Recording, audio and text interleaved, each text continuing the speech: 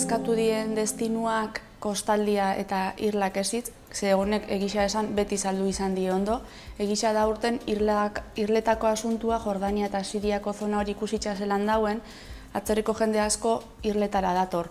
Orduan zerbait garestitxua bat eta disponibilitatetik bastante txarra dau. Orduan igual hori ez da beste urte batzutan beste saldu, baina bestelan kostaldia eta irlak beti saldu die ondo.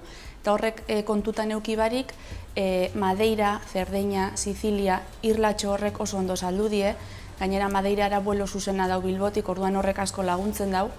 Eta gero internazional mailan, Japon da destino bat asko eskatu dana, demanda aldetik, eta estatu batuak bai. Eta gaina aprobetxatzen dut elkarrizketia esateko, oindala gutxi kooperatiba mailan sinatu dugula hitzarmen bat, eta jakin kooperatibista danok 5% deskontu bat dauko zuela. Beti gomendatzen dugu bidaiatzerako orduan, emuten da gauza errez bat edola, baina DNI edo pasaportia vigente eukitzia. Askotan gertu jaku igual, pentsatzen dugula dauela vigente, baina gero konturatzen gara, aeroportura llegau eta daukogula kadukauta. Orduan hori ondo ikustia, eta gero seguro aldetik, dependetan nora zoia zen, estatu batuetara adibidezan sanidadia bastante garesti da, orduan bai gomendatzen dugu seguro bat eramatia hemendik.